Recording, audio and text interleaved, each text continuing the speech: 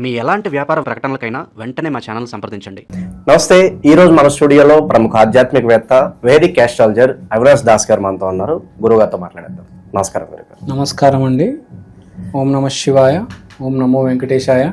సెప్టెంబర్లో విశేషంగా కన్యా రాశి వారి పరిస్థితి ఏ విధంగా ఉండబోతుంది? గ్రహణం తాలూకు ఇంపాక్ట్ ఎంతవరకు ఉంటుంది? ఓవరాల్గా ఎలాంటి జాగ్రత్తలు పరిహారాలు తీసుకుంటే బాగుంటుంది అంటారు? కన్యా రాశి ఎలాంటి జాగ్రత్తలు తీసుకుంటే బాగుంటుంది అని అడుగుతున్నారు. ఓకే, ఎలా ఉంటుంది అని అడుగుతున్నారు. ఓకే, గ్రహస్థితి చూద్దాం. లగ్నంలో సూర్యచంద్రులు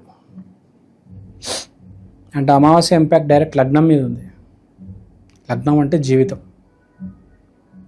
అంటే మంచి స్టార్ట్ దొరుకుతుంది, లేకపోతే మంచి ఎండ్ దొరుకుతుంది.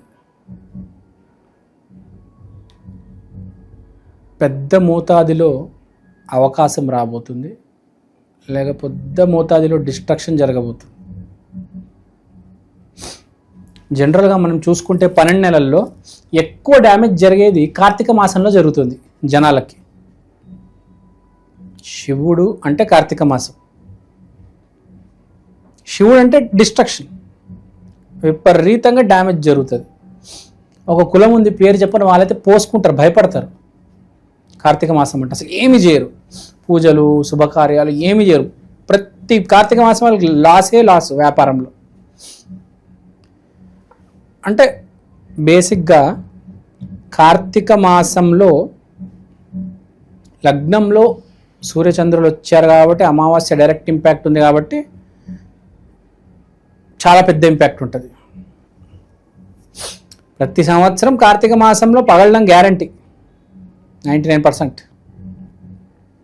సో ఈసారి కన్యా రాశి వాళ్ళకి బాగా నెగిటివ్ జరుగుతుంది, లేకపోతే బాగా పాజిటివ్ జరుగుతుంది. ఎవరైతే చీటింగ్ చేశారో, ఇప్పుడు దాకా చీటింగ్ చేస్తూ వస్తున్నారో వాళ్ళందరికీ ఒక స్ట్రోక్ తగులుతుంది. మనం చాలామంది చూస్తుంటాం, మోసాల మీద మోసాలు, అక్రమ దందాల మీద అక్రమ దందాలు చేశారు, సడన్గా హార్ట్ స్ట్రోక్ వస్తుంది.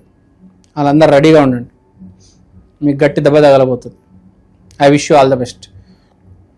అలానే ఎవరైతే మంచి దారిలో ఉన్నారో, ఇప్పుడు దాకా కష్టపడుతున్నారు, ఒక్క అవకాశం సార్ అని అడుగుతారు చూడండి, వాళ్ళకి అవకాశం రాబోతుంది.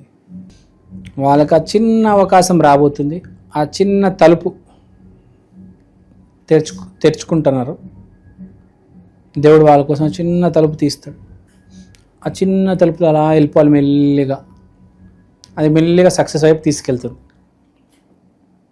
భయపడాల్సిన అవసరం లేదు. నువ్వు తప్పు చేయకపోతే నీకు ఏమీ కాదు. తప్పు చేసుంటే భయపడాలి, కానీ ప్రళయాన్ని ఎవడు ఆపలేడు. మంచి చేసున్నావని నేను ఆశిస్తున్నాను, నీకు మంచి జరుగుతుందని నేను కోరుకుంటున్నాను. సో అలాంటి వాళ్ళందరికీ ఇప్పుడు దాకా కష్ట సమయంలో ఉండి, అరే ఎంతకాలం రా, నేను నా వల్ల అవ్వడం లేదురా, రే ఇంక అన్నీ వదిలేస్తాను రా బాబు, నా వల్ల ఏం కాదురా బాబు, ఈ డబ్బుని వెళ్ళిపోతాను రా నాయన కాశీకి సన్యాసం తీసుకోవడం. వెయిట్ చేయి, జాబ్ రాబోతుంది, మీ చెల్లికి పెళ్లి చేస్తావు, ఇల్లు కూడా ఈఎంఐ మీద తీసుకుంటావు, అంతా సెట్ అయిపోతుంది. వెయిట్ చేయి, అమావాస్య దాకా వెయిట్ చేయి, సెట్ అవుతుంది, సెట్ అవ్వబోతుంది. చిన్న అవకాశమే వస్తుంది, కానీ అది పెద్ద అవకాశంగా మారుతుంది. లగ్నంలో సూర్యచంద్రులు చెప్పండి, డైరెక్ట్ అమావాస్య దాని ఇంపాక్ట్ ఇది. శుక్రుడు 12వ ఇంట్లో, 11వ ఇంట్లో గురువు, 2వ ఇంట్లో కుజుడు.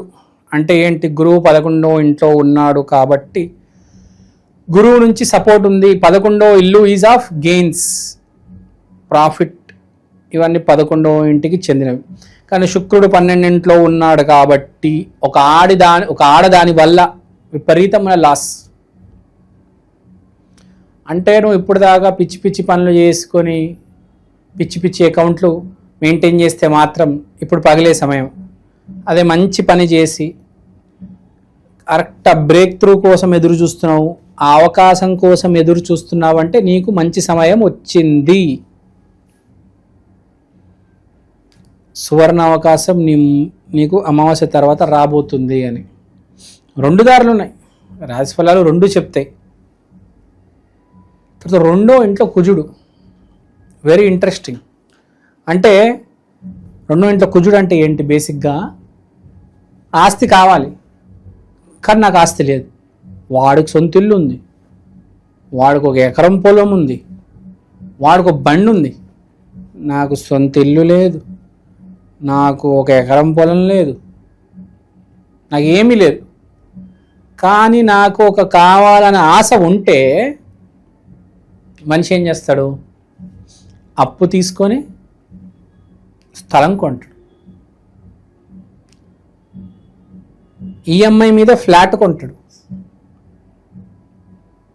వడ్డీ మీద ఎకరం పొలం కొంటాడు.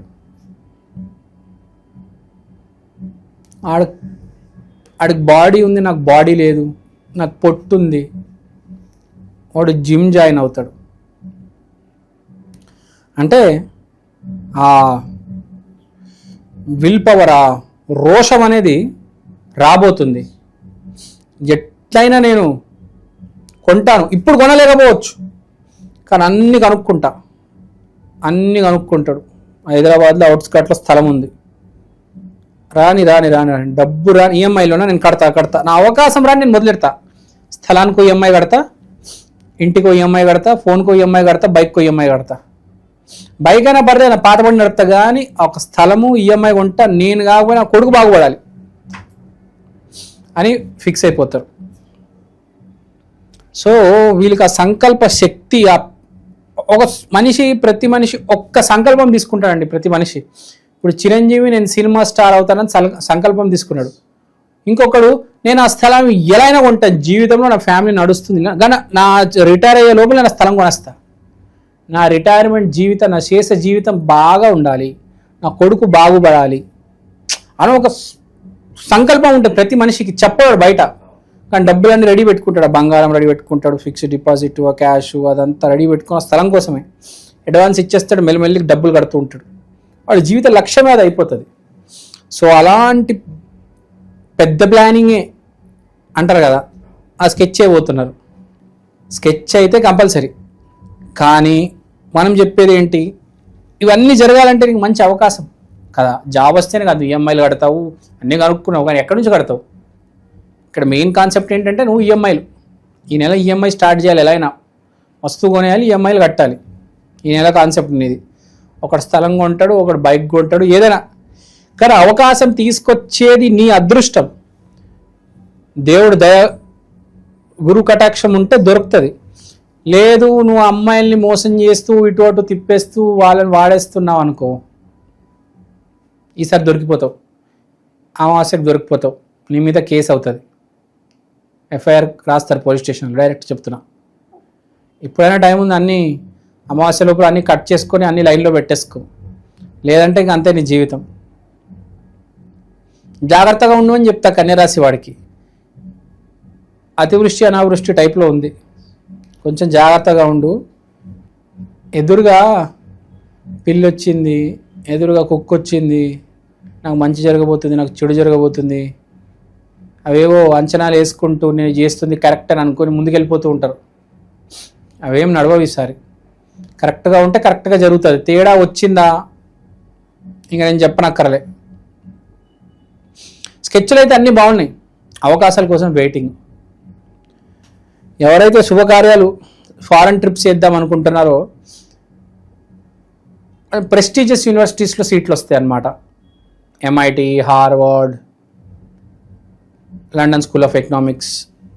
ఎవరైనా ట్రై చేస్తే వాళ్ళకి ఆ పెద్ద ప్రెస్టీజియస్ యూనివర్సిటీ కొంతమందికే వస్తాయి, అందరికీ రావు.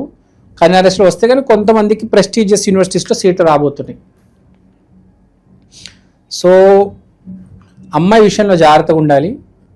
ఫారెన్కి వెళ్ళే వాళ్ళకి మంచి న్యూసే, కెరియర్ బాగానే ఉంది, కానీ అవకాశం తెచ్చుకోవాలి. Health is fine, no need to worry. Planning ఉంటుంది, జిమ్, ఇన్వెస్ట్మెంట్స్ కొత్తగా స్టార్ట్ చేయొచ్చు అంటారా? ఇన్వెస్ట్మెంట్ స్టార్ట్ చేయవచ్చు, నో ప్రాబ్లం ఎట్ ఆల్, హ్యాపీగా చేసుకోవచ్చు. ఒకటే కొంచెం కంట్రోల్లో ఉంటే బాగుంటుంది, ప్లస్ రెమెడీ చేసుకుంటే కొంచెం మంచిది. ఎందుకంటే మన వాళ్ళల్లో జాతకాలు బాగుండే వాళ్ళకంటే డ్యామేజ్ అయిన వాళ్ళు ఎక్కువ ఉంటారు మనుషులు. ఎందుకంటే అందరూ పిచ్చి పిచ్చి పనులు చేసి కర్మలు పాడు చేసుకుంటారు. సో రెమెడీ అయితే వీళ్ళు గట్టిగా చేసుకోవాలి సార్. కన్యారాశి కాబట్టి బుద్ధుడు, మర్క్యూరీ. బుధుడికి సంబంధించిన, బుధుడు అంటే డైరెక్ట్ వెంకటేశ్వర స్వామి. వెంకటేశ్వర స్వామిని నమ్మండి, అతనే కాపాడగలడు. వచ్చే కాలం శివకాలం. మీరు వెంకటేశ్వర స్వామి మనుషులు, అందుకని చూశారు కొంచెం తేడా కనిపించింది. ఎందుకంటే ఒక నమ్మితే మన వాళ్ళు ఏం చేస్తారంటే ఇటైనా ఉంటారు అటైనా ఉంటారు, అన్నీ కలిపి సంపూర్ణంగా ఉండరు. సో పాయింట్ అదే. వచ్చే కాలం కొంచెం బాగాలేదు, రెమెడీ చేసుకోండి, శివయ్యకి ఆరాధన చెయ్యండి. కుదిరితే శ్రీశైలం వెళ్ళండి, మనకు దగ్గరలో పుణ్యక్షేత్రం అదే కదా శివుడికి సంబంధించింది. శ్రీశైలం వెళ్ళిరండి. ఎవరైనా కన్యరాశిలో ఉన్నారు, ఇబ్బంది పడుతున్నారంటే శ్రీశైలంకి వెళ్ళి కొబ్బరికాయ కంపల్సరీ కొట్టండి. ఉండండి అక్కడ ఒక 1 డే శ్రీశైలంలో ఉండండి, మళ్ళీ తిరిగి రండి. గొప్ప గొప్ప వాళ్ళు కూడా శ్రీశైలంకి వెళ్తారు. మనకు శివుడికి సంబంధించిన పుణ్యక్షేత్రాల్లో శ్రీశైలం వెరీ ప్రామినెంట్. జ్యోతిర్లింగాల్లో ఆ లిస్ట్లో శ్రీశైలం కూడా ఉంది. సో శ్రీశైలం వెళ్తే బెటర్. మీకు ఏదైనా డ్యామేజ్ జరగబోతుంది, డ్యామేజ్ అయింది అయ్యే లోపల మీరు వెళ్ళిపోతే బెటర్.